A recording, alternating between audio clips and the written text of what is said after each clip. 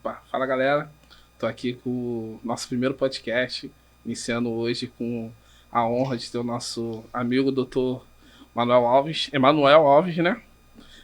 A qual eu te fiz aqui uma cópia antes de tudo, também para conhecer o convidado.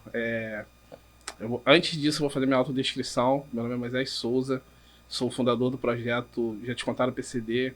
Eu sou moreno claro, cabelo baixo, tô de blusa azul, tô sentado a quem entra na sala à esquerda do monitor, para que os nossos ouvintes que são deficientes visuais totais, eles possam entender como é que a gente está. E eu tô aqui com o nosso saudoso Emanuel Alves. Para quem não sabe, o nosso primeiro convidado hoje, ele é neuropsicólogo clínico, né? Ele tem atuações aí bem incríveis no SER 4, no SER 2, trabalhou na Prefeitura Municipal de Caxias. Ele é pós-graduado em Psicologia Hospitalar pela Faculdade Dom Pedro. Então é alguém com bastante conhecimento na área, alguém que realmente vai trazer muito para a gente hoje. E quero te escutar um pouco, doutor Emanuel, e quero, antes de tudo, que você faça uma autodescrição, para que quem for deficiente visual total possa saber como é que você possa saber como é que você está nesse momento, tá bom? Pode chamar. Boa tarde a todos.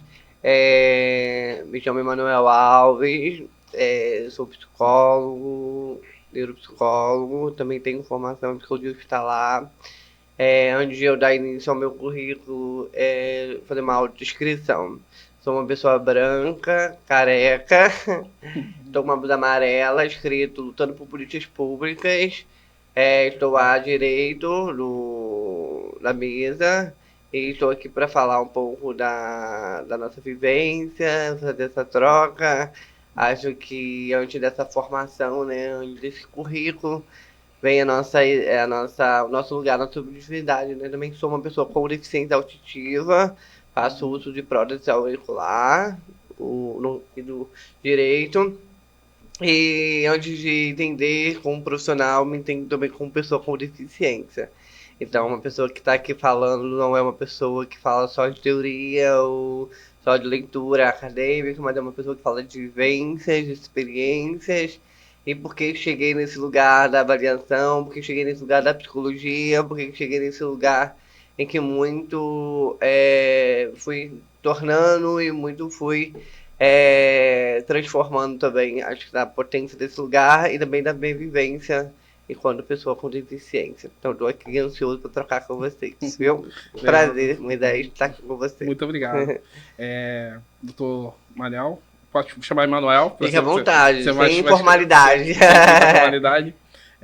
Eu também sou monocular e assim, eu também estou cursando engenharia.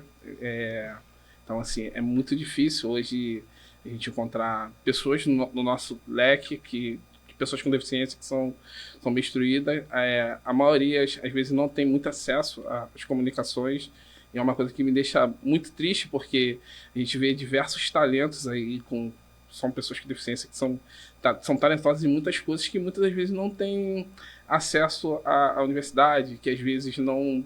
A universidade não é acessível, que às vezes não tem que às vezes não tem um vale transporte para até a universidade e acabam postergando esse sonho de cursar a universidade, de cursar cursos técnicos e demais.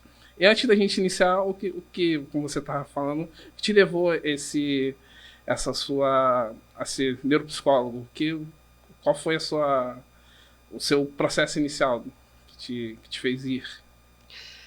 Acredito que para falar desse lugar eu gosto de falar da minha história, né, como pessoa com deficiência, né, porque eu também sempre fui a única pessoa com deficiência na sala de aula, a única pessoa com deficiência nos espaços em que frequentei, nos espaços em que eu estava alocado, então sempre levantando essa bandeira de uma forma tímida e um pouco isolado, né. Eu, antes da pandemia, eu sempre fiz muito bem a leitura labial, né. E aí, como fiz muito bem a leitura labial, eu não tinha essa necessidade de um aparelho auditivo, até mesmo do intérprete, né, língua de sinais, né, que é Libras. Aí quando veio a pandemia, surgiu a necessidade de entender o aparelho auditivo que não fazer mais leitura labial por conta do uso de máscara, né? Então foi a partir daí que eu comecei, de fato, a assumir a minha bandeira como pessoa com deficiência, porque eu sabia que eu era, mas eu sabia o quanto a sociedade me colocava de lado. Ai, ele se sente tadinho, ai, que pena, ai, sei lá, vamos ter compaixão. E a gente não precisa ter compaixão. A gente é um cidadão, a gente paga impostos igual todo mundo, então a gente precisa lutar por direitos. E direitos é em cima daquilo que a gente usufrui também, porque se a gente tem dever como cidadão, a gente também tem que ter direito como cidadão. Sim. Então não é só porque eu sou uma pessoa com deficiência, eu tenho que ter uma coisa diferente do outro. Eu tenho que ter os mesmos direitos da mesma forma que eu contribuo com todo mundo. Então acho que a gente cai muito nesse lugar de que tudo é um favor ou tudo é uma troca. E eu acho que não é uma troca nem um favor, tudo é um direito. Então hoje, por exemplo, eu estou no C4, né? Estou na parte da gestão lá. Mas o que eu faço lá, meu trabalho lá, não é garantir favores nem trocas. É garantir direitos para todos. Então, se tem direito ao tratamento multidisciplinar, tem direito à avaliação psicológica, tem direito a isso, a pessoa tem que conseguir esse direito. Então, a gente vai muito no lugar do direito e é que a gente está aqui para lutar, para garantir, para sensibilizar, para instrumentalizar, para profissionalizar as pessoas, para que elas saibam o lugar que elas ocupam, de certa forma. Porque se você, como uma pessoa com deficiência, contribui com seus impostos, não tem aqui para te servir, para te dar essa garantia dos seus direitos. E aí chegar na neuropsicologia é um caminho assim que é até curioso, porque é um caminho que me traz do lugar da reabilitação. Eu fui nascido e criado em Magé, né? Para quem não sabe, fica na região serrana, né? Baixada Serrana. E lá não tinha nada. Até hoje não tem nada, assim, de forma muito. Como tem aqui os recursos em Caxias, no mais Rio. Pra cá, né? Mais pra cá. Então, minha mãe sempre fez todo tratamento no Rio, sempre fez tratamento em Caxias e tal. Então, eu sou fruto da reabilitação. E o que é a reabilitação? É o profissional da psicologia, fono, terapia ocupacional. São profissionais que me reabilitaram como pessoa com deficiência para escutar melhor, para estimular melhor a parte auditiva, a fala, na questão da fala, e na questão das interações sociais, porque às vezes tem algumas pessoas com deficiência que ela acaba ficando mais isolada, não acaba tendo dificuldade de socialização. Então, esse fruto da reabilitação me fez com que eu hoje devolvesse para a sociedade e que, assim, nós, pessoas com deficiência, temos capacidade de ocuparmos esse espaço, oferecer essa inclusão, oferecer esse direito para todos. E aí chegar na avaliação neuropsicológica e entender que a maioria dos profissionais que estão na avaliação neuropsicológica, são profissionais que não têm expertise, não têm tato para lidar com as pessoas com deficiência. Elas estão ali para fazer o trabalho dela e acabou. Eu não, eu tenho essa vivência. E é o meu diferencial, ter a vivência de fazer uma avaliação, entender que aquele diagnóstico, de forma correta, é que vai impactar a vida daquele indivíduo pro resto da vida dele. Sim. Agora, se eu não tiver esse olhar humanizado, esse olhar sensível, esse acolhimento, aquele profissional, aquele indivíduo pode receber o diagnóstico errado e trazer vários prejuízos pro resto da vida. Então, é muito importante que você tenha profissionais que sejam qualificados, que tenham tatos para lidar com seus filhos, com seus parentes, com a sua família. Porque colocar seu filho na mão de qualquer profissional pode trazer danos irreversíveis para a vida inteira. Então, eu tive a sorte de ter bons profissionais durante a minha trajetória, porque minha mãe correu atrás, uma mãe atípica, teve 3 filhos com deficiência. E por ela ter corrido atrás, ter lutado, ter garantido, ela fez com que eu me tornasse esse profissional hoje, né, pessoa com deficiência, ocupando esse lugar na psicologia, na neuropsicologia. E meus 2 irmãos hoje são advogados. Então, assim, tornar esses 3 filhos com deficiência cidadãos conscientes dos seus direitos e deveres é uma alegria para todas as mães e para toda a família típica. Então, chegar na psicologia não foi por acaso. Eu escolhi estar, até porque eu não queria estar. Mas eu fui levado a esse caminho e entendi que era a vocação, que era o dom que Deus tinha me dado. Falou, esse é o caminho. Eu recentemente passei no concurso e trabalho na assistente social e volto e meio volto para reabilitação, volto para avaliação, porque eu entendo que se eu não fizer esse trabalho, quem pode fazer pode não fazer do jeito que eu faço. E pode fazer de uma maneira equivocada, uma maneira que traga dano irreversível para aquela pessoa. Então, por isso que eu cada vez mais eu vou me consolidando para que eu ofereça sempre o melhor para aquela família, tanto que eu busco me aperfeiçoar, profissionalizar estudar mais, porque não é só saber, é preciso aprender todos os dias. Eu me coloco nesse lugar de aprendizado. Não sei tudo, mas busco entender e compreender. E você tava falando de C4, como a gente tava falando, o meu filho, ele é autista, e a gente iniciou a nossa introdução do tratamento dele no C4. É por isso que eu falei que eu conheci, se eu não me engano, para não ser errôneo nos nomes, mas eu conheci a coordenadora Sheila, falei um pouquinho com ela lá no C4. Tem uma doutora que eu também não vou lembrar o nome agora, mas acho que é a doutora Jandira. Acho que ela tem uma unidade clínica em Xerém. Realmente não lembro o nome dela, mas eu iniciei o tratamento. Janaína. Janaína, é a fazedora da Fono, que agora é diretora do CER2. Muito gente boa, uma pessoa muito incrível, tratou super bem. E realmente eu iniciei o tratamento do meu filho lá. Eles deram o início da indicação: você precisa fazer isso, você precisa fazer esse exame, você precisa fazer o BERA, você precisa fazer outros exames, iniciar nesse processo com seu filho, da fonoaudiólogo. Só que por ser um lugar onde tem bons profissionais e acaba que o local todo vira referência, porque é um centro de reabilitação incrível. São centenas de milhares de atendimentos anuais. Então, vira um local onde vem gente de todo o local do Rio de Janeiro para ser atendido lá. E acaba que às vezes os profissionais realmente não conseguem dar um tempo curto das consultas em si.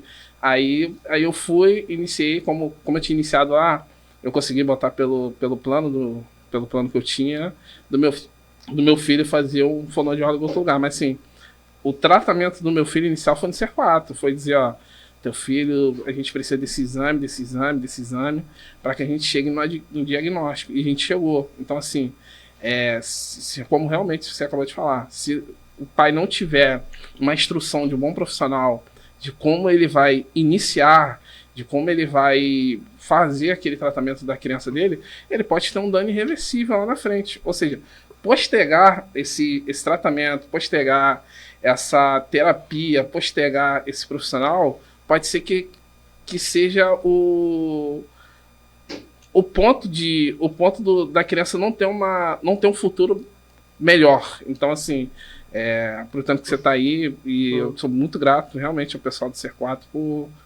por ter iniciado esse processo. E um outro detalhe que também me chamou muita atenção foi que quando o meu filho, a gente descobriu que ele era autista, que a gente percebeu, para a gente fazer os exames, que ele era autista, a gente parou e pensou: e agora? E agora? Porque para quem é um profissional da saúde, ele já tem uma expertise de dizer assim: pô, a gente vai tratar desse jeito, a gente vai continuar desse jeito, vamos fazer desse jeito. Mas para que um pai e uma mãe que acabou de descobrir o diagnóstico, é um choque muito grande. É um choque muito grande mesmo. Então, realmente, precisa ter um profissional, como você falou, que tem essa humanidade de olhar e dizer: pai, olha, daqui para frente agora a gente vai ter que iniciar um tratamento e a gente precisa que você se empenhe junto com seu filho para que seu filho tenha um futuro melhor. E é o que está acontecendo com meu filho. Meu filho, há pouco tempo atrás, agora ele começou a falar o ABC completo, agora ele canta um pouco. Então a gente é motivo de muita alegria tá vendo o desenvolvimento dele. É incrível. Pode continuar, que senão eu vou mencionar aqui no meio do podcast. É muito emocionante esse processo, né? Cara. Eu tava até conversando com uma caminhada, né? Onde teve a terceira caminhada do autista, né? Em Copacabana. E aí, trocando muitos profissionais, eu percebo quando tem poucos profissionais que voltam pra primeira infância, né? Que é de 0 a 6 anos, né?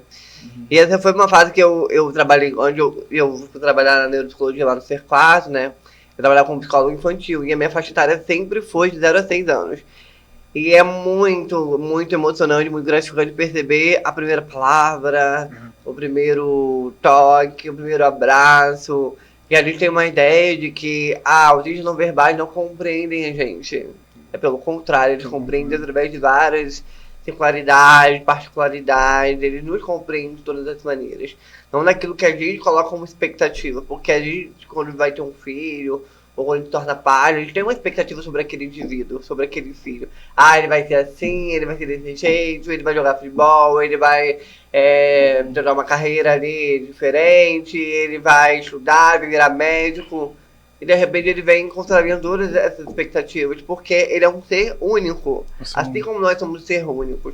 E eu sempre costumo dizer, quando o processo de avaliação de evolutiva, é que nem todo autista é igual a todo autista. Nós temos criações diferentes, jeitos, carismas, formas de pensar, diferentes um do outro. Então, esse autista é igual ao outro. Não, gente, cada ser é único.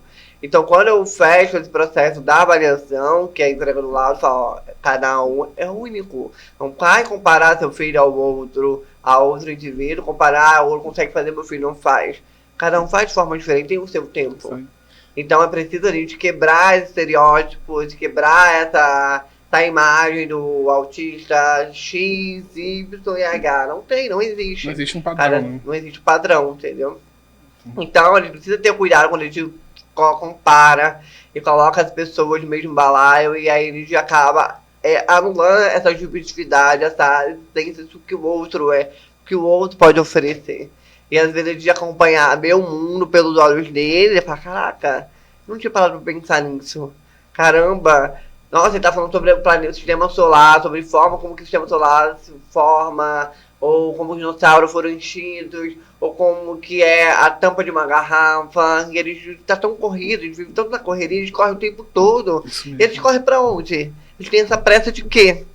E eles vêm pra nos dar assim, calma, desacelera. Tá correndo por quê? Por que você precisa ter milhões de amigos? Por que você precisa comer todas as coisas? Por que você precisa ouvir tudo? Então eles ensinam assim a ter calma, a desacelerar, a enxergar o mundo através dos olhos deles. E eles sempre nos ensinam alguma coisa. Se a gente não estiver atento, a gente sempre aprende. E você acaba sendo Você acaba sendo divisor de águas. A responsabilidade do profissional, teoricamente de todos da terapia, né?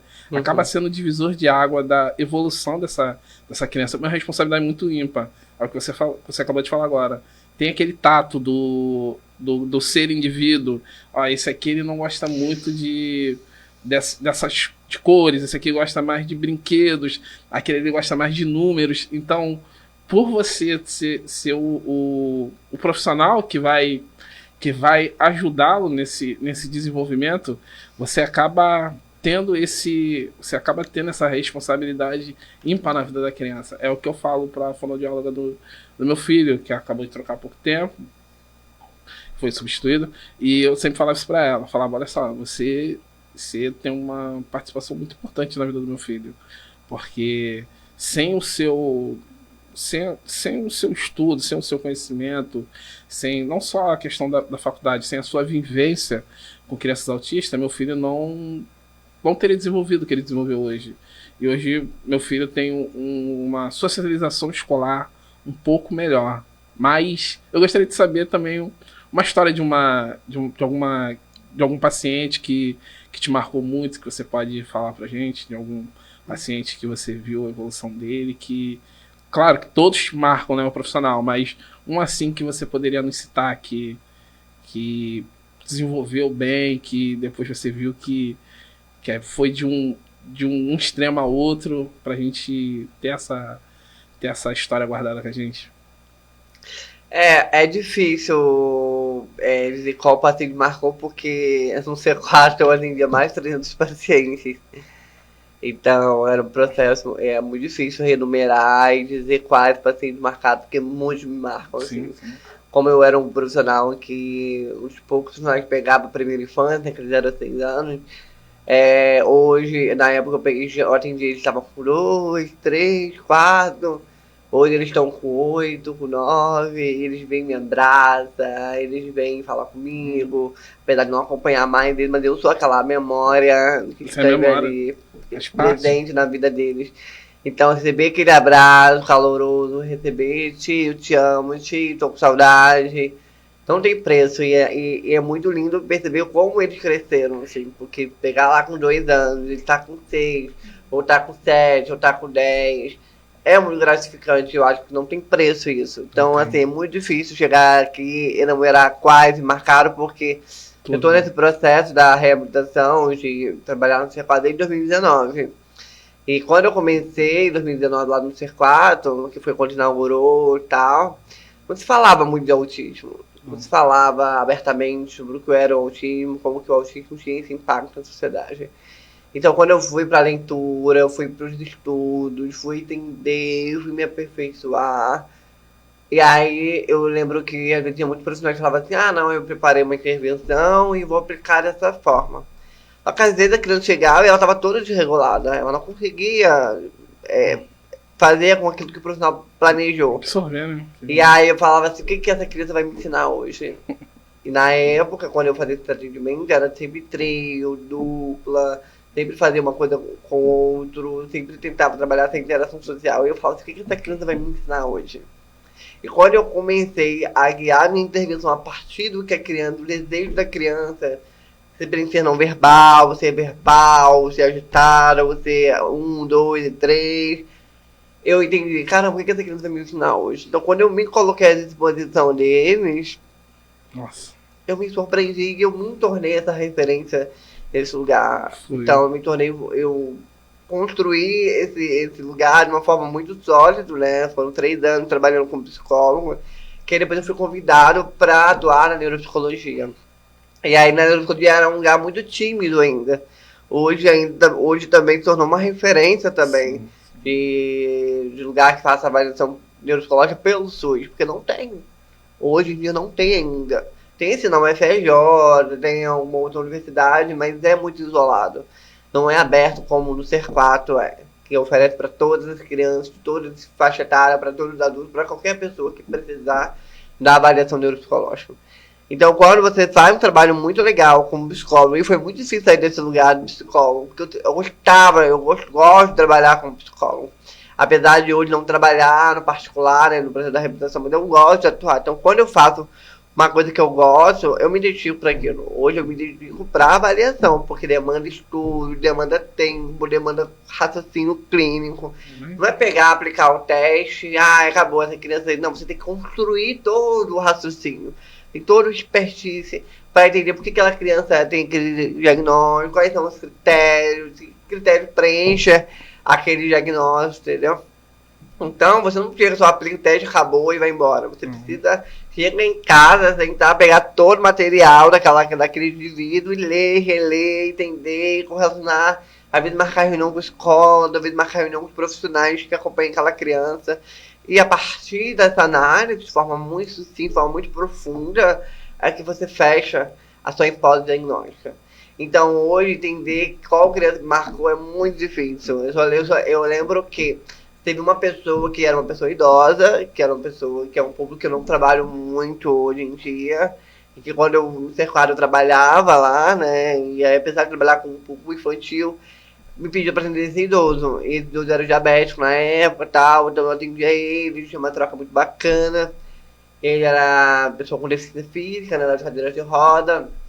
E aí eu lembro que a gente fez um trabalho muito legal. E, tipo assim, imagina, para um idoso que nunca foi para terapia, pegar um jovem, sei lá, quase 30 anos e trocar, e ter aquela intimidade ali sendo acessado. É uma troca de informações, né? Uma troca de informação, uma troca ali, aquele trabalho de forma muito, muito sério.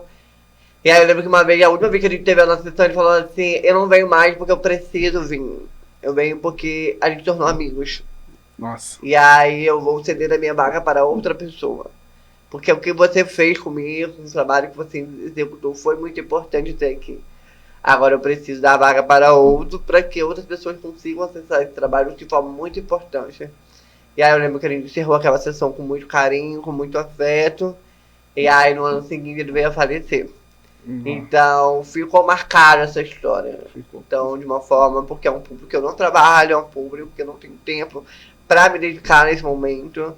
Mas me tocou muito esse relato e me tocou muito a importância desse trabalho. Então, toda vez que eu me sinto cansado, toda vez que eu me sinto exaurido, toda vez que eu me sinto, será que faz sentido ainda estar nesse lugar? Vem uma criança me dar um abraço, vem um adolescente desabafa comigo, vem uma pessoa e me dá uma palavra de conforto, vem alguém dizendo o quanto meu trabalho é importante.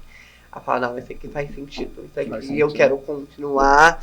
E porque eu acho que não estar nesse lugar não é porque é muito gostoso, ou porque estar nesse lugar é um lugar que eu tenho hoje como vocação.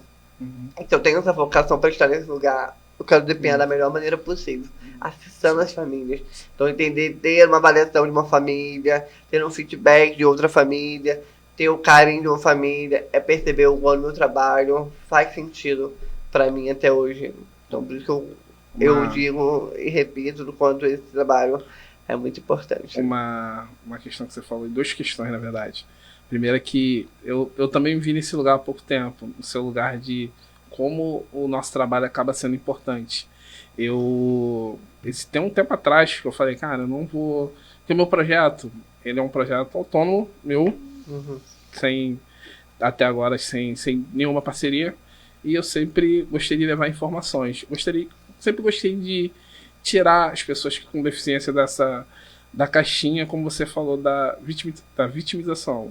E falar assim, cara, você pode ir além. Você pode... Qual é o seu sonho? Seu sonho é esse? Não, você pode construir sim. Você pode chegar lá. Você pode ser o que você quiser ser. A referência do que você quer ser. Aí eu tava em casa, eu falei, não quero saber muito do projeto não, vou ficar na minha um pouco. Aí dois colegas me mandaram mensagem na mesma semana falando, mas lembra a vaga que você publicou? Lembra o feedback que você... A instrução, na verdade, que você tinha me dado? Faz seu currículo desse jeito. Tenta se portar desse jeito, estuda um pouco sobre a empresa, estuda um pouco sobre o local que você quer ir trabalhar. Aí esses dois amigos arrumaram vagas nesses empregos.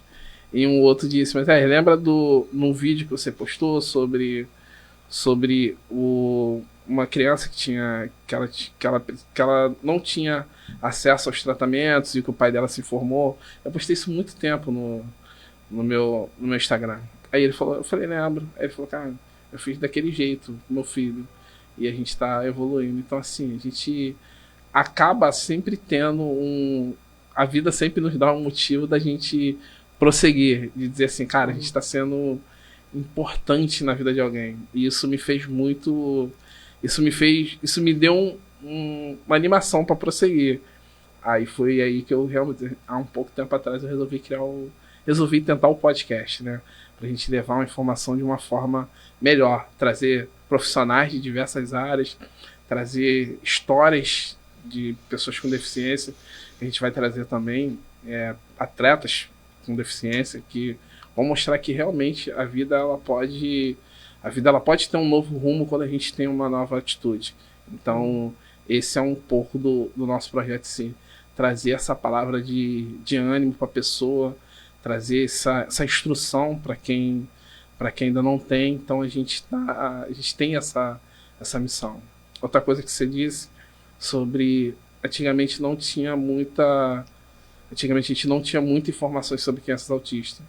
Então hoje, com a questão das informações, com a questão da internet, com a questão da vivência das mães que expõem na internet, das questões da vivência dos profissionais que acabam dando diversos N exemplos pra gente, então a gente acaba olhando com um pouco mais de sensibilidade para nossa criança e dizer, olha só, nossa criança tá com atraso nisso aqui, foi igual comigo.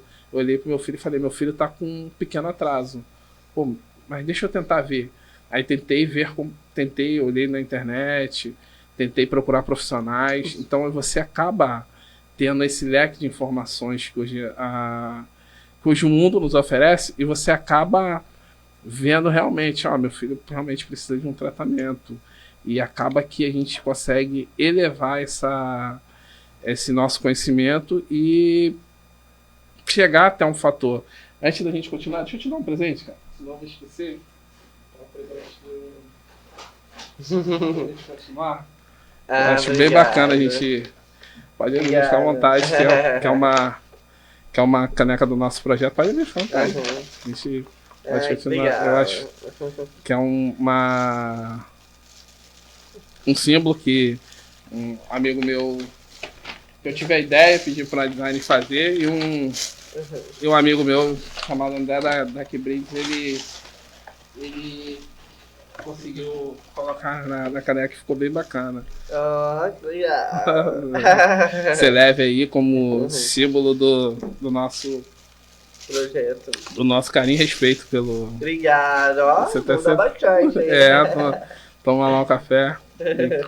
Toma lá um café, o suco, fica à vontade. Obrigado. Cara, vamos dar continuidade à nossa. Vamos dar continuidade ao final do nosso podcast. Eu acho que você já falou, já foi super significativo. Aprendi bastante nesses 30 e poucos minutos, então tenho só que agradecer. Se você hoje fosse, doutora Manuel, deixasse uma mensagem para os pais atípicos que se sentem com medo de prosseguir nos tratamentos ou que ver alguma coisa um pouco diferente nos seus filhos e eles não têm essa instrução para seguir. Ou tem pais que realmente... Porque, assim, tem pais que querem, muitas das vezes, descobrir o tratamento, descobrir o que seu filho tem, realmente, porque vê que a criança ela tem um comportamento diferente e tem pais que querem descobrir. Tem outros pais que não têm medo do descobrir e tem medo do futuro daquela criança, do que ela pode ser. Antes de você falar, eu tenho uma deficiência visual, a qual a minha foi por acidente, quando eu era criança.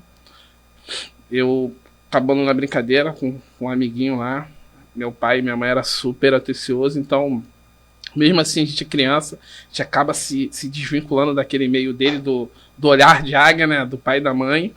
E eu fui pra rua brincar, peguei um vidro, joguei numa parede, bateu e pegou na minha vista, que deixou deficiente, me deixou monocular, né? Então, desse momento pra lá na minha vida foi um divisor de águas, porque agora eu não era mais o jovem, teoricamente, com todas as funções, né? A gente não pode dizer perfeito, que não existe, mas com todas as funções, visual, cerebral, tudo a contento, mas eu agora era um jovem com uma deficiência que a sociedade tratava diferente. Você vê que as brincadeiras, as questões das amizades eram diferentes. Eram diversos apelidos, eram diversas coisas. Dificuldade para estudar eu tinha, porque eu não tinha eu tinha muita dificuldade de concentração. Eu tinha dificuldade de ficar olhando muito pro quadro, minha vista doía demais, porque agora eu não tinha duas vistas para dividir, agora só tinha uma, que você acaba tendo que usar essa vista, é a única que você tem, então a sua vista fica cansada, fica muito ruim de você estudar. E agora minha mãe tinha que lidar com um ser diferente, com uma criança com deficiência, a qual ela nunca lidou na vida, nunca lidou na vida. Então, assim, minha mãe foi super protetora comigo e, ao mesmo tempo, ela expôs um mundo diferente.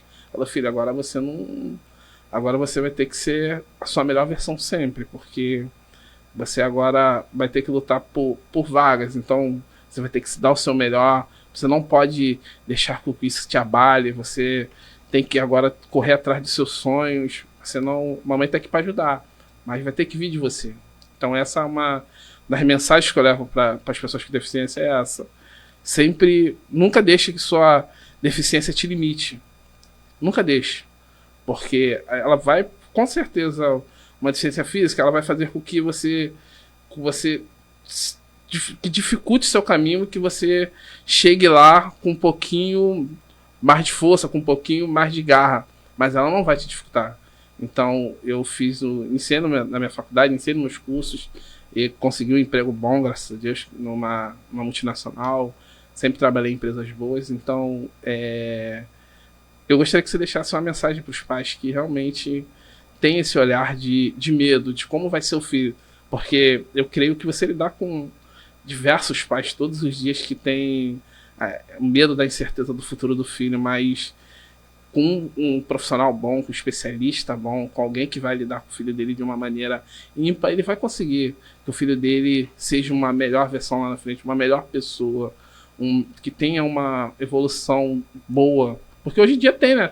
Várias pessoas autistas que eu sigo, que também tem lá na empresa, gente autista, pessoas autistas que elas tinham cargos bons porque elas fizeram terapias, eu também fiz diversas terapias. Então, terapias que elas fizeram, diversos processos que elas chegaram até lá. Então, deixar com você que senão eu falo muito. Fique à vontade, esse é o momento de trocar mesmo. Eu sempre costumo dizer que todo mundo tem alguma coisa, né? De um jeito ou de outro tem alguma coisa, né? E eu sempre costumo dizer, assim, para os pais, né? Ou para a família, ou para a pessoa que está fechando o laudo, é que negar os nossos próprios sintomas é negar a nossa própria existência. Sim. Que é muito difícil você ver uma criança ali agonizando de sofrimento, querendo falar, querendo comunicar, e ninguém... vou procurar ajuda porque as pessoas vão achar ruim. O que tem as pessoas? Então, assim, procurar, negar que seu filho está em sofrimento, negar que aquele indivíduo está em sofrimento, se negar que está em sofrimento, é negar que você existe. Porque a gente só passa a existir com aquilo que a gente é. Se a gente é uma pessoa com deficiência, se a gente é um cidadão, se a gente é essa pessoa que está marcado por várias questões, a gente é o que a gente é. Não tem como esconder para ser o que o outro quer que a gente seja. Então a gente precisa colocar o nosso corpo no mundo, entender cada vez mais o nosso dever, lutar mais, incluir mais, ir para caminhada, ir para manifestação, ir para a porta de prefeitura, ir para a porta de Câmara de Vereadores, ir para a porta de escola. A gente tem que lutar pelos nossos direitos, porque os direitos não são garantidos caindo do céu. Nada cai do céu. Eu vou orar porque eu vou conseguir tal direito. Não vai, porque os políticos vão ficar lá na Câmara fazendo a mesma coisa, a prefeitura. Se você não correr atrás, o direito não vai chegar até você. Então é preciso sim que a gente vá para a justiça, que a gente vá para a defensoria, que a gente vá lutar pelos direitos, porque Deus nos dá a capacidade de lutarmos por direitos dos nossos filhos e por nossos direitos também. Então quando você fala simplesmente, eu não vou lutar, vou deixar as coisas acontecer, você está deixando que aquela pessoa sofra. Isso. E pode trazer danos irreversíveis, pode trazer sérias consequências. A gente tem que ter a nossa fé sim, acreditar em Deus, orar, direção, sabedoria. Meus pais são evangélicos, meus pais são devotos de Deus, acreditam em Deus. Também, nós somos uma família evangélica. E se meus pais não tivessem lutado, ou meus pais não tivessem corrido atrás, a gente não estaria aqui, eu não estaria aqui trocando. Eu simplesmente seria aquela pessoa que estaria em casa, não conseguindo me comunicar com o mundo, porque provavelmente a minha surdez teria agravado cada vez mais. Não usaria aparelho auditivo e não saberia como comunicar com as pessoas. Ou agir, né? Nem através de Libras, nem através da comunicação. Sim. Não teria dificuldade, ninguém entenderia minha linguagem, eu ia falar meio embolado. Então meus pais, apesar de serem evangélicos e tudo mais, foram atrás, lutaram, isso há 20 anos atrás. Que era mais difícil, né? Que a luta que nem tinha internet que era muito mais pra difícil. Botar a boca no trombone. Que era muito Quantas vezes, a minha mãe, por exemplo, ela tem fibromialgia, tanto que ela brigou a vida inteira pra gente ser o que a gente é hoje. Minha mãe não tivesse brigado, a gente não teria tornado o que a gente é hoje. Então ela hoje tem fibromialgia, hoje ela faz tratamento, hoje a gente consegue oferecer o melhor pra ela. Sim. Mas todo esse estresse, toda essa ansiedade, toda essa fibromialgia que ela desenvolveu hoje foi por conta de toda essa luta que ela travou a vida inteira. Que eram 3, né? Que eram 3. Nossa. E que há 20 anos atrás, em Magé, os recursos eram escassos. Imagina só, mas saindo de Magé, às vezes faz tratamento em 4 horas da manhã no Fundão. 4 horas. Minha mãe, desde quando eu nasci, ela tinha uma desconfiança que eu tinha uma perda auditiva. Porque eu ficava assim, eu não ouvia. Ela só foi descobrir mesmo, com muita luta, que ela ia pro médico, tá inventando, tá no tempo normal, espera, tá inventando um problema com seu filho. E ela sempre ouvia esses discursos, sempre ouvia, se tem alguma queixa do pai, da mãe, da avó, do tio, sei lá quem, vai atrás mesmo pra se descartar. Se você não quer fazer uma avaliação, pelo menos vai na fono, pede pro seu filho fazer a estimulação da fala. Porque se você não fizer a intervenção naquele período, que é 0 a 6 anos, quando chega ao 8 anos, seu filho não fala mais. Porque o cérebro perdeu aquele estímulo. Nossa, Então não ignore os sinais, não ignore os sintomas. Então quando minha mãe foi pro hospital, o médico falou a mesma coisa, não é nada, aquela coisa. Então ela falou, então você me manda pro Rio de Janeiro, pro qualquer lugar do Rio de Janeiro, que lá, se ele fizer o exame e não tiver nada, aí eu fico em paz. Aí quando foi pro Fundão, que eu fiz a primeira audiometria, deu lá perda auditiva moderada bilateral.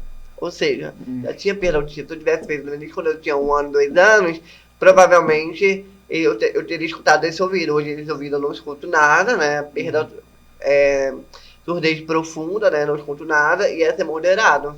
Se naquela época eu tivesse descoberto com 2 anos que eu tinha alguma deficiência auditiva, provavelmente poderia estar conseguindo usar os aparelhos nos ouvidos.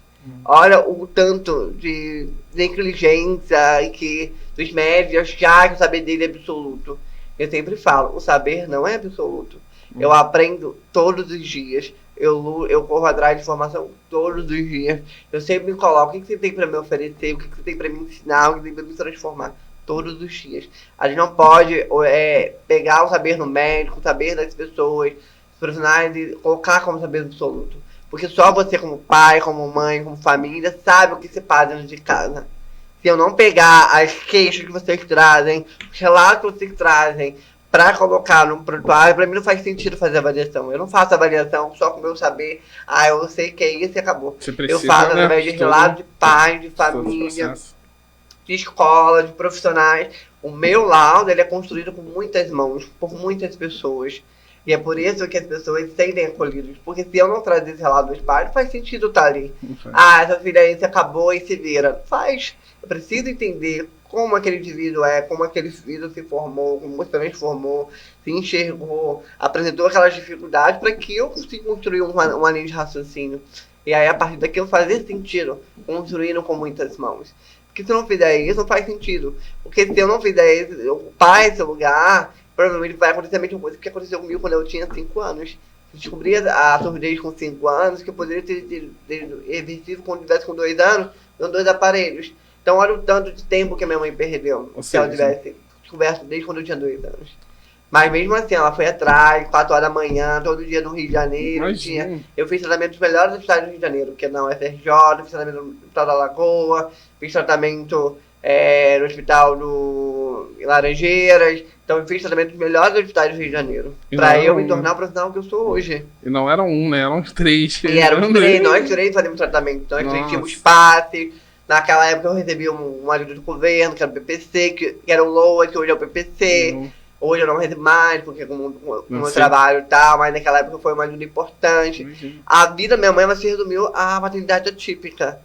Hoje a gente consegue oferecer o melhor para ela, mas ela dedicou a vida a essa luta. Hoje ela é uma ativista, hoje ela luta pelos direitos de pessoas com deficiência, tá fazendo direito, daqui a pouco tá se formando uma grande advogada aí, é uma pessoa que tá engajada, abraçou a causa, porque se é a causa do filho dela, ela quis devolver isso para a sociedade.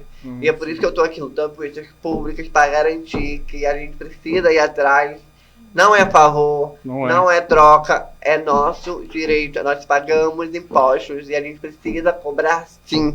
A gente precisa botar a boca no trombone, precisa falar na internet, precisa falar em todos os espaços que a gente puder falar. Se a criança tem direito a mediador da escola, vai atrás. Se a criança tem direito à adaptação de conteúdo, vai atrás. Não fica aceitando as coisas como se a escola tivesse, não pode ter direito, tem direito sim, vai atrás, é difícil. Transporte escolar também, que a gente vê que muitas das vezes tem escolas que não oferecem transporte escolar para as crianças atípicas, então assim, é o que você falou. E não vai oferecer, porque é conforto para ele, não vai oferecer. Se você não sabe o que é o melhor para o seu filho, ninguém vai fazer isso por você. Ninguém. Minha mãe não tivesse feito isso pela gente, a gente não estaria aqui. Então corram atrás, eu sei que é difícil, eu sei que é árduo, eu sei que é cansativo, mas se não for você, ninguém vai fazer.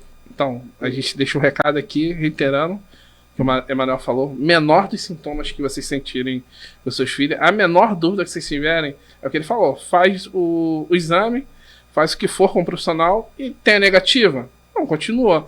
Mas tendo essa menor da percepção, é importante. Você está falando sobre do tardo do direito. Antes dos monoculares ter ali a Mária Barros, lei federal, aprovada, a gente teve aqui no Rio de Janeiro, se não me engano, em 2019, a lei estadual. Eu ia para a LERJ direto para a lei estadual ser aprovada dos monoculares no estado do Rio de Janeiro, porque negavam meu passe, negavam que eu pudesse ter o cartão de estacionamento. Eu falei, quer saber? Preciso ir, porque se eu não for hoje, amanhã nenhum outro párrafo que é monocular ele vai adquirir esse direito. Então, como você falou, para eles é conforto. Para todos que não usufruem disso, é conforto. Que dizem não representar é conforto. E quando a gente luta pelos nossos direitos, a gente consegue. Doutor Emanuel, obrigado por estar aqui no Papo de Inclusão. A gente está chegando a perto de 1 hora já. Que papo incrível. Como eu te falei, você iniciou esse projeto junto comigo e só tenho gratidão mesmo, gratidão eterna por essa aula que você acabou nos dando aqui, esse feedback que você nos deu sobre todo o seu trabalho, sobre o seu processo, um pouco, né, do que você faz. E se você precisar aí, o projeto, já te contaram no PCD, tá com você. Só quero agradecer mesmo. Se você quiser fazer as considerações finais, a gente encerra sem problema nenhum, porque eu estou super satisfeito pelo que eu vi aqui, de coração mesmo. Muito obrigado. Agradeço vocês, a Moisés, pela oportunidade. Acho que a gente precisa cada vez mais ecoar nossas vozes. Não estamos mais em casa, não estamos mais no nosso conforto, precisamos ir para ruas. E esse ano a gente já tem as eleições aí, então precisamos cobrar nossos representantes. Com certeza. Não é a favor. Tá com a gente? Então assina aqui o termo, estamos com a gente não pode também ignorar a política, tipo assim, somos apolíticos. Não, a política ela é o que nos move, o acesso ao transporte, às escolas, aos centros de reabilitação. A política é o que nos move para que a gente garanta nossos direitos.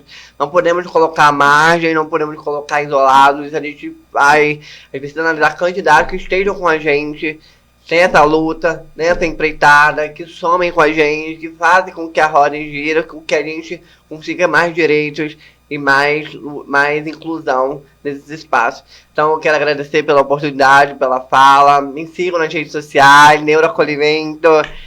Tem o meu cartãozinho que eu vou deixar aqui com o Moisés depois, no comentário. Neuroacolhimento, né? A gente faz o processo de avaliação, de reabilitação, todo o processo da construção de acolhimento. Não faz sentido não nos acolher. Então, quem quiser me seguir nas redes sociais, estamos aí para debatermos, estamos aí para trocarmos, estamos aí para informarmos, estamos aí para transformar essa sociedade.